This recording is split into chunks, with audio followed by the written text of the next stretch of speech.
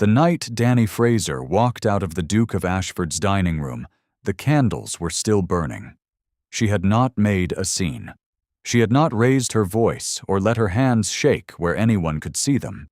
She had simply placed her napkin beside her plate with the careful attention of someone who understood that every gesture in that room was being measured, drawn back her chair with the quiet control of someone who had been managing other people's discomfort for 3 years, and walked the length of the table without looking at anyone. The footman at the door had opened it before she reached it, because he had seen what was coming and had done her that one small mercy. She had thanked him with a nod too small for anyone still seated to catch, and she had kept walking until the corridor received her and the dining room's noise returned to its normal register, as though she had never been present at all. That was the thing about being a nobody. The room recovered from you immediately. She had known it would go badly. She had known it from the morning of her arrival at Ashford Park, when the housekeeper, Mrs. Peel, a compact woman with iron-gray hair and eyes that had been reading domestic weather for 40 years, had walked her to the companion's room on the second floor and said, with a precision that was almost kindness, that the Dowager Duchess was a woman who kept her house in a particular order. Danny had understood what that meant. She had been a companion for 3 years by then, and she had sat at enough tables to know which chairs were placed there as courtesy and which were placed there as reminder. Her room was neat and entirely bare of any ornament that might suggest she had been expected.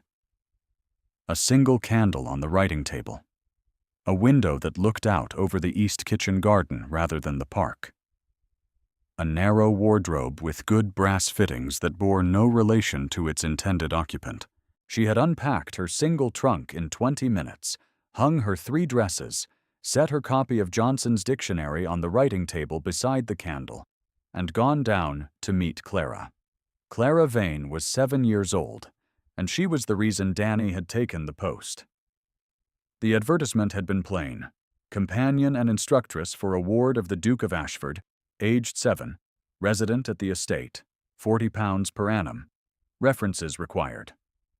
The wages were not extravagant. They were not intended to be.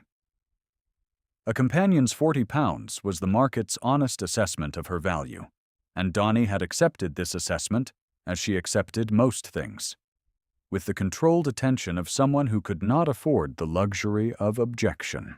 Her father had died the previous autumn, leaving her a name, a modest education, and a debt of £230 to a solicitor in Bath, who was neither unkind nor willing to wait past the following spring. The £40 a year from Ashford Park would not pay that debt in any foreseeable season, but it would slow the catastrophe, and slowing catastrophe had become the whole grammar of her life.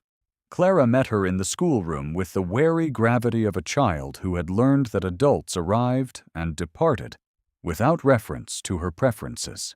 She had her guardian's gray eyes and her late mother's dark hair, and she held herself with a careful stillness that recognized itself, after a moment, in the woman standing across the room. They had regarded each other for a long moment. Then Clara had said, in a voice considerably more formal than a 7-year-old's ought to have been, that she hoped Miss Fraser was good at reading aloud, because the previous instructress had been very fast and impossible to follow. Danny had told her she would go at whatever pace Clara required. Clara had nodded once, as though this was a business arrangement now concluded, and led her to the window seat where a picture book about migrating birds lay open across the sill. They had read for an hour. By the end of it, something had settled between them that had no name in the vocabulary of employer and employee. It was simply the recognition of 2 people who had each been, in their separate ways, left to manage. The Dowager Duchess had greeted Danny the following day in the blue drawing room, with Miss Cecily Drummond seated at her right hand. Cecily was the daughter of Lord Drummond of the neighboring estate, 22 years old, dark-eyed, dressed in a figured silk that had required 3 people to assemble correctly, and a confidence that had been installed in her like load-bearing masonry. She was, the season's collective opinion held, an excellent match for the Duke of Ashford. The Dowager held this opinion with the particular intensity of someone who has organized a substantial portion of the year around its becoming fact. She had looked at Danny the way one looks at a chair that has been placed in an unexpected location. Not with hostility, precisely. With the puzzlement of disrupted arrangement. "Miss Fraser," she said, with the careful emphasis of someone who intended the absence of a title to serve as its own commentary. "Clara's instructress." "Companion and instructress, Your Grace," Danny said, because the correction was both accurate and necessary, and because 3 years of silent management had not yet succeeded in removing her instinct for precision. The Dowager's eyes had moved to Cecily with a brevity that conveyed a complete opinion, and Cecily had offered Danny a smile that was technically flawless and entirely absent of warmth, and that had been the extent of the welcome. She had expected the dinner to be difficult. She had not fully anticipated Edmund Vane. The Duke of Ashford was 34 years old, and he managed his considerable height the way he managed everything else in his household. With a stillness that read, depending on your vantage, as self-possession or as something closer to cold. He had dark hair shot through with early gray at the temples, a face composed along architectural lines that showed no particular interest in being pleasing, and eyes that were the color of winter smoke. He had arrived at dinner slightly late, greeted his mother and Miss Drummond with the minimum warmth his position required, acknowledged Danny's presence with a single measured glance that appeared to record her without rendering any visible verdict, and taken his place at the head of the table. She had told herself the glance meant nothing. The dinner conversation had moved in the channels the Dowager had designed for it. Cecily's recent visit to a cousin in Derbyshire, the state of the Drummond estate's winter pasturage, the general understanding, delivered in the lightest possible register, that the new year was expected to bring certain pleasant changes to the Ashford household's permanent composition. Danny had attended to her plate and the middle distance with the careful interest of someone who had no part in what was being arranged. She had not intended to speak at all. The Dowager had made that impossible. "We were speaking of the season's prospects before you joined us, Miss Fraser," Lady Vane said, in the tone of someone beginning an observation they intend to complete at their leisure. "Though I suppose such things are of limited relevance to a companion. One has one's position, and one makes the best of it." A pause, precise as a measured distance. "You are the daughter of a clergyman in Somerset, I believe." "My father held the living at Lincoln," Danny said. "Yes." "Held." The Dowager let the past tense sit for a moment. "So you are quite without connections of any particular note?" "I am quite without connections, Your Grace?" "Yes." Lady Vane lifted her glass with a composure that had been refined over 40 years, of making statements sound like observations. "A nobody at table, as it were. Clara will have proper instruction, at least. One must be practical." The room did not fall silent because the room had never been loud, but something shifted in it. Cecily's eyes moved to her plate. The footman at the sideboard found a spot on the wall to examine. Danny became aware of her own breathing, of the specific weight of the word in the room's air, of the way it had been placed, not in anger, but in the perfect calm of someone who believed it was simply accurate. She looked at Edmund. He was looking at his glass. He said nothing. The grief of that moment was specific and swift, and she did not allow it to reach her face. She placed her napkin beside her plate. She drew back her chair. She walked the length of the table, and she did not run, and she did not cry, and she went back to the room with the candle and the east kitchen garden window, and she sat on the edge of the narrow bed in the dark for a long time, understanding that the Duke's silence was not indifference. It was something more particular than that. It was the silence of a man who had decided that whatever he saw, he would not act on. And that was, in certain respects, a worse verdict than the Dowager's noun. She did not resign. She had considered it for the duration of the sleepless hours that followed, and she had arrived at the same conclusion she had arrived at each of the 3 years before it: that she could not afford the luxury of justice, and that Clara deserved better than abandonment in the night over an insult that was not the child's fault. She rose at her usual hour, walked down the back stair, and went to find Clara in the schoolroom. It was 3 weeks later that the fever came. It arrived in the small hours of a Monday, when the house was quiet and the park outside was dark with January cold. Danny heard it first as a restlessness from the room adjacent to her own, a sound that was not quite a cough and not quite a cry, and she was at Clara's door before she had fully organized her thoughts. The child was burning. The nightgown was damp. Her eyes, when she opened them, were too bright and focused on nothing in particular. Danny sent for Mrs. Peel, who came with a lamp and looked at Clara the way experienced housekeepers look at things they have managed before, which was to say with very little visible alarm, but with very specific intent. She sent a footman for the physician in the village, and she brought cold water and cloths from the linen room. By the time the physician arrived and departed again with instructions for reducing the fever and monitoring the child's breathing, Danny had already organized herself for the first night. The dowager appeared the following morning, when the fever had not broken, standing in the schoolroom doorway in a dressing gown considerably more substantial than Danny's own. She surveyed the room, the bowl of cooled water, the cloths, Danny seated beside the narrow bed with a book open across her knee, reading in a low, continuous voice to the half-sleeping child. "This is unnecessary," Lady Vane said. "The nursery maid can manage. You should rest." "Clara asked me to stay," Danny said. She did not raise her eyes from the page. "She is a child. She does not know what she requires. She knows she is frightened." Danny looked up then. "I will stay." The dowager's gaze held hers for a moment, assessing something she apparently decided not to voice. "You are rather obstinate for a companion on £40 a year," she said at last, and withdrew. Danny read aloud for 3 more hours, then sat in silence when Clara finally slept, watching the child's chest rise and fall with a vigilance that had no room in it for self-regard. The candle burned down to its last inch, and she replaced it from the box on the windowsill. The night pressed against the glass with the particular weight of deep winter, and she sat inside it without complaint. She did not hear the library doorway open. She did not hear him at all. Edmund stood in the corridor where the library joined the schoolroom passage, and what he saw through the half-open door stopped him as effectively as a hand laid against his chest.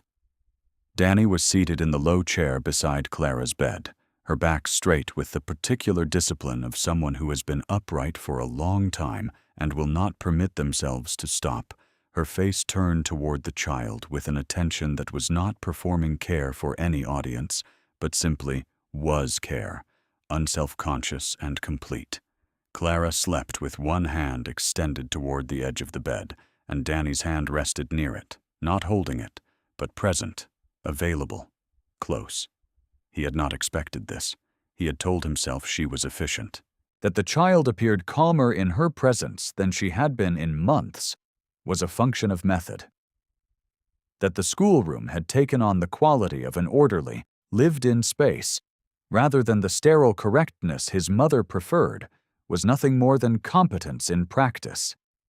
He had believed himself, because the alternative was to stand inside the specific recognition now pressing on him, which was that he had brought this woman into his house and set her among wolves, and stood at the head of the table, and said nothing, and let his mother's word sit in the air between them.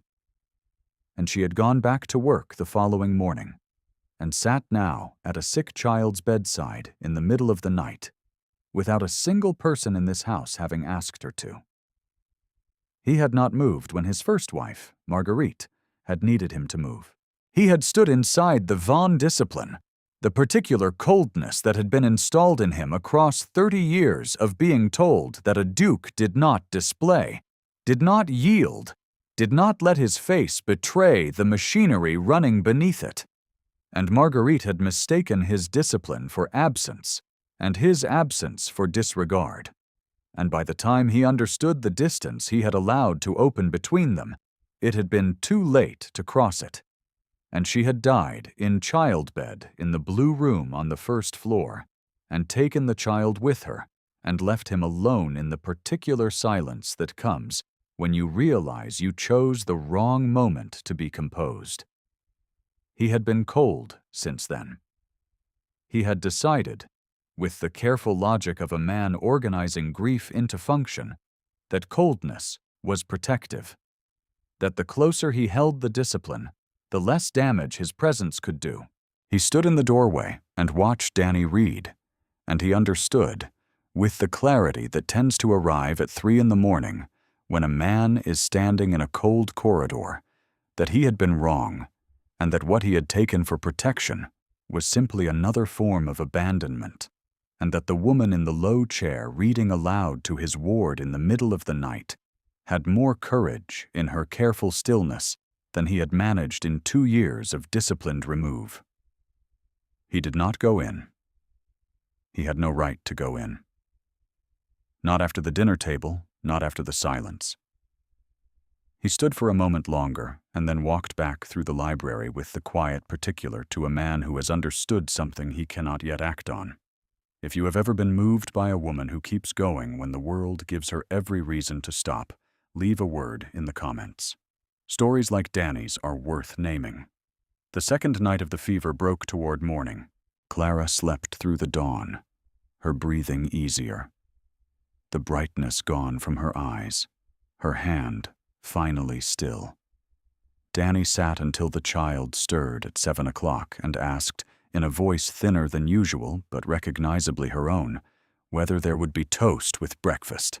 Danny had laughed then, very quietly, with the specific relief of someone who has been holding something very heavy for a long time and has just been given permission to set it down.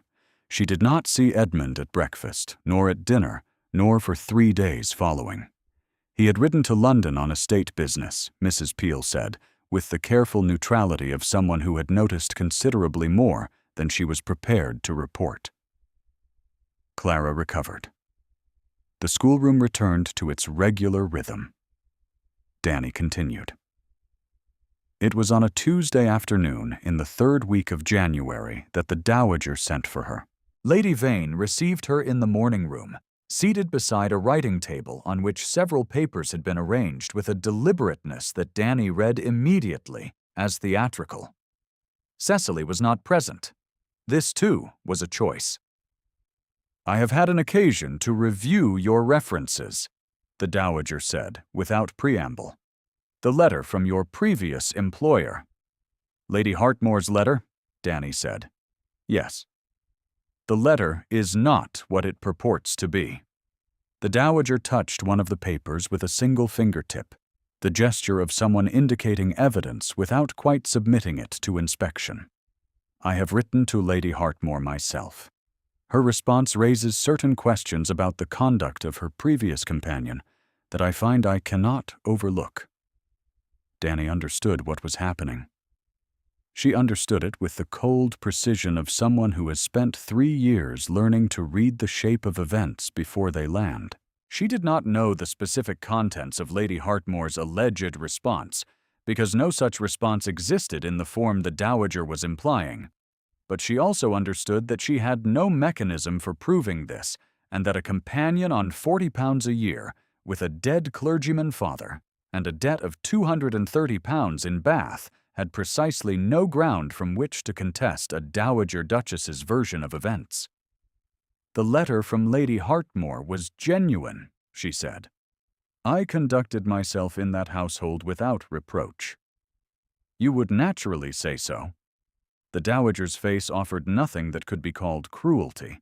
It offered the composed regret of someone discharging an unpleasant administrative necessity. I am afraid I must discharge you, Miss Fraser. You will receive your wages through the end of the month. Mrs. Peel will arrange the carriage. Nobody. The word from the dining room came back to her now, fitted into its correct context, not an insult, a category, a practical reality being acted upon by someone who found it entirely within her rights to do so. Very well, Danny said. She was not going to give the Dowager a scene. She was not going to give her anything except the controlled dignity of a woman who will not be unmade on someone else's terms. She went upstairs and she packed her trunk. The packing took 30 minutes because she had arrived with one trunk and she was leaving with one trunk, and nothing in between had changed that arithmetic. She folded her 3 dresses. She wrapped the Johnson's dictionary in her spare shawl to protect the binding from the cold. She sat at the writing table for a long time with her pen in her hand and the blank page before her, understanding that she was about to leave and that Clara would wake the following morning and find her gone, and that the child who had learned to extend her hand toward the edge of the bed in the night deserved more than an empty room. She wrote carefully. She told Clara that she was clever and that she asked excellent questions and that the book about migrating birds was hers and should be placed somewhere safe. She told her that the world was large enough to hold all the things she was curious about, and that being 7 years old was exactly the right time to begin finding them. She told her she was worth every hour. She folded the letter and left it on the schoolroom desk with Clara's name on the outside. Then she went downstairs to wait for the carriage. Mrs. Peel found her in the entrance hall, standing beside her trunk, wearing her coat and her second-best gloves, which were beginning to thin at the right index finger. The housekeeper looked at her for a moment with the face of someone who has opinions she is not at liberty to speak. "The carriage will be 20 minutes, Mrs. Peel said. "Thank you," Danny said. Mrs. Peel nodded. She stood for a moment longer, as though she might say something else. And then she went back through the baize door with the specific movement of someone withdrawing from a situation they cannot improve. Edmund returned from London the following afternoon to find his ward in tears over a letter, his housekeeper uncommunicative in a way she reserved for moments she considered a failure of his office, and a note from Mr. Aldous Finch, his solicitor, left on the study desk. He read the letter first. Clara's handwriting was in the margins, questions she had written back, as though she had expected to return it, as though the correspondence could be sustained.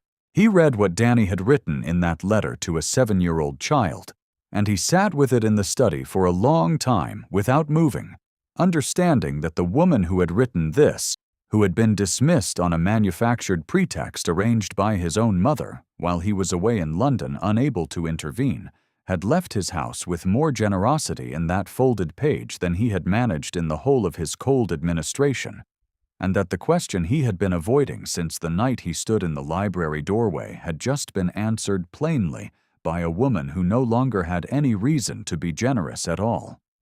He read the Finch note next. The solicitor had made his own inquiries at Edmund's prior request. Following a conversation that had occurred quietly after the dinner table incident, when Edmund had found himself unable to put down the thing he was not yet prepared to act on. Finch confirmed that Lady Hartmoor's recent letter to the Ashford Park household was inconsistent with Lady Hartmoor's known handwriting, and several specific phrasings were not Lady Hartmoor's established register. The letter was fabricated or substantially altered. Danny's reference had been genuine. He had his coat on before the clock struck 5. The Drummond Winter Ball was 4 miles from Ashford Park by the straight road, and he covered it without reference to the cold. The ballroom of Drummond House was lit with 200 candles, arranged along the upper gallery, in a manner Lord Drummond's household staff had been assembling since noon, and the effect, combined with the silk-hung walls and the small orchestra installed in the north alcove, was exactly what a winter ball in the second week of January was intended to be. The season's assertion that it had not finished with anyone yet. The room held perhaps 80 people. The Dowager was present.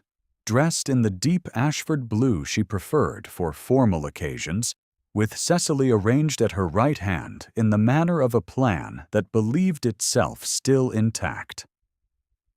Danny was there because Mrs. Peel had arranged it. This was not a thing that was announced or explained. Mrs. Peel had a distant cousin employed in the Drummond household's kitchen, and the cousin had a vacancy for an extra hand at the evening service. And when Mrs. Peel had sent a message through the morning's groom, and the message had been answered yes, she had walked down to the hired carriage at the Thorngate Inn in the village and delivered the offer herself. She had not said what she was doing, or why. She had said only that she thought Danny should not go to Bath tonight. Danny had looked at her for a moment. Then she had agreed. She was not in the ballroom's main body. She was at the edge of it, in the service corridor that opened beside the musician's alcove, visible from the floor but present in the specific invisible quality that the staff of any household could move through a room of 80 people and be seen by almost none of them.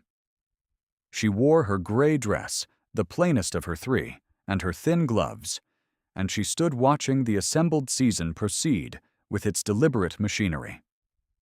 She saw Edmund the moment he entered. The room felt it before anyone had formally registered his arrival. There was a settling. The way a room settles when its most significant weather has arrived. And people turned their faces toward the door with the specific interest that rank produces. He was in evening dress, his cravat as correct as though he had dressed at leisure. But his face was not the face of a man who had dressed at leisure. His eyes moved across the room with a particular and organized intent.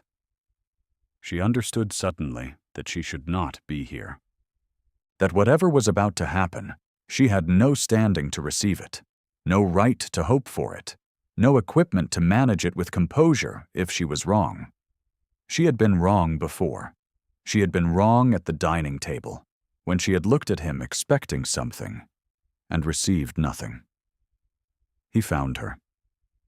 Across 80 people, past the Dowager in Ashford blue and Cecily in gold silk, and Lord Drummond receiving near the far window, he found her at the edge of the musician's alcove, in her gray dress with her thin gloves, and he held that gaze for a moment across the whole width of the room before he moved.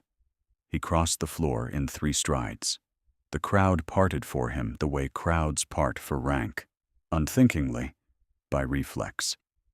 And he moved through it with the directness of a man who has finished calculating, and he stopped in front of her, close enough for the candles to be between them, close enough for her to see that whatever composure he was operating from, it was not coldness. It was something under enormous pressure that had finally been given permission to move. The Dowager saw it from across the room, and Lady Vane's face went still in a way that was not composure. It was the recognition, arriving too late to prevent anything, that her careful architecture had been miscalculated at the foundation. Cecily's face opened briefly with an expression she closed immediately, understanding registering as something that was not quite surprise. The room watched. He said, in a voice level enough to carry no further than she could hear, and no less far than the immediate vicinity. The letter from Lady Hartmore was fabricated. Mr. Finch has the evidence. Your reference stands. She looked at him. She did not know what her face was doing. I said nothing at the table, he continued. That was wrong of me. I knew it was wrong when I did it, and I said nothing anyway. And I do not have a defense for that I am prepared to offer you as adequate. Your Grace, she said very quietly. Edmund, he said. The room, in that moment, was entirely still. 80 people had, collectively, stopped pretending not to listen. I would ask, he said, whether you would consider returning to Ashford Park in a different capacity. A pause. Permanently. There was a long moment. She had spent 3 years not expecting anything. She had spent 3 years absorbing the market's honest assessment of her value, £40 a year, and managing the catastrophe of her father's debt, and sitting at tables where she was placed as reminder rather than guest. And she had organized herself inside that life with a care and a control that had taken everything she had. She had told herself she did not need to be chosen. She had told herself that endurance was its own form of sufficiency. She had been managing, very carefully, the specific cost of having believed, for a moment at the dining table, that he might speak. She looked at his face now, which was not composed in the manner of someone delivering a practical arrangement. It was the face of a man who has been cold for a long time, and has stood in a doorway in the middle of the night, and understood something that he cannot unlearn, and who is now standing in a ballroom with 80 witnesses and the entire machinery of the season watching, offering the one thing the season had decided she would never be offered. "Yes," she said. The word was not loud. It did not need to be.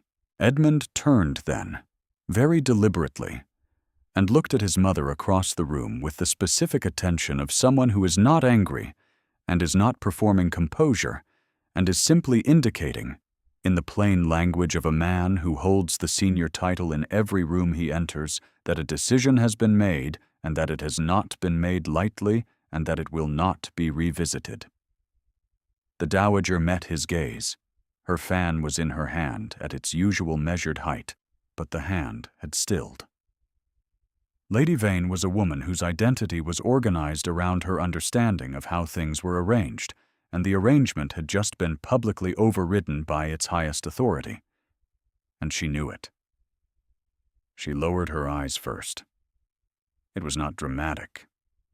It was simply the moment when the architecture recognized its own crack.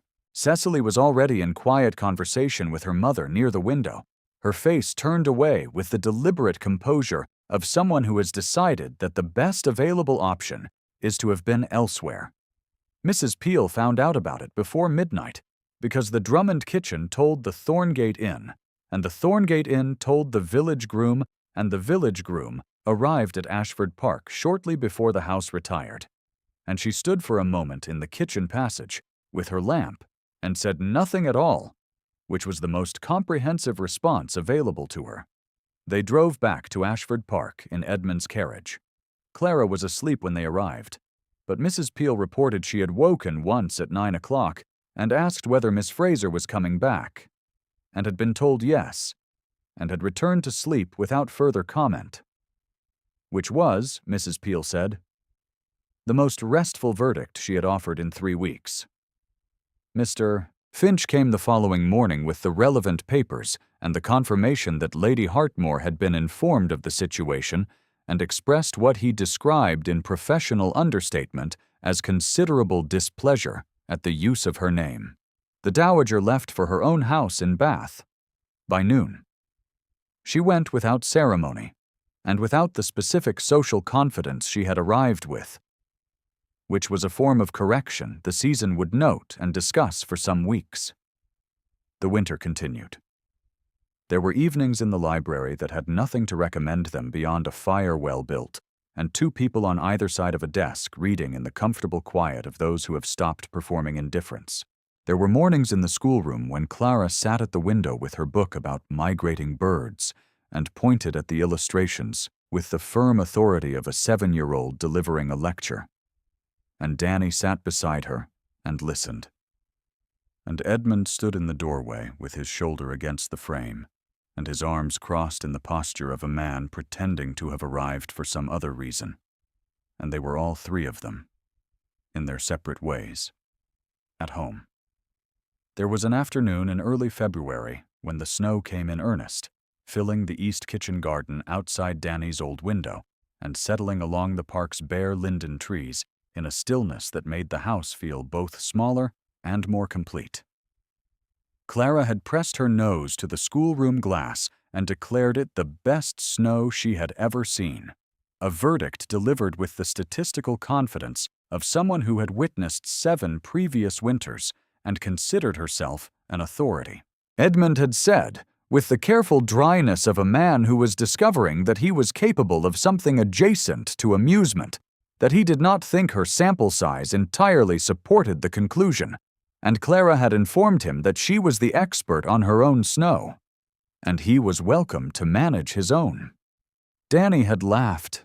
He had looked at her when she laughed, the way he had been looking at her in the library doorway for weeks now, with the specific attention of a man who keeps discovering something he had not budgeted for, and this time she had not looked away.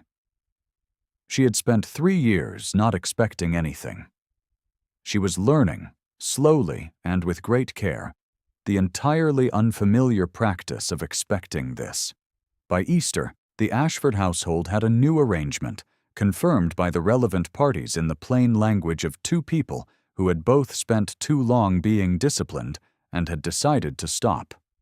The settlement papers were in Mr. Finch's keeping, as they ought to have been, along with the documentation restoring the good standing of one Miss Danny Fraser, formerly companion, which Finch had prepared with the particular satisfaction of a solicitor who considers accuracy its own reward. In April, the linnets came back to the East Kitchen garden, and Clara noted their arrival in the margins of the bird book with the date written in her careful child's hand, and a small drawing of a linnet that bore approximately no resemblance to a linnet, but communicated its intended subject with great enthusiasm. She left the book open on the piano in the music room, because that was where she had decided her important documents belonged. It was still there the following morning, open to the linnet page, when Danny came down early to find Edmund already in the music room with a cup of tea, seated near the window where the snow had finally gone, and the park was beginning its patient spring recomposition. Clara's drawing was propped against the piano's music stand at a careful angle, as though it had been placed there with deliberate attention. He had not heard her come in.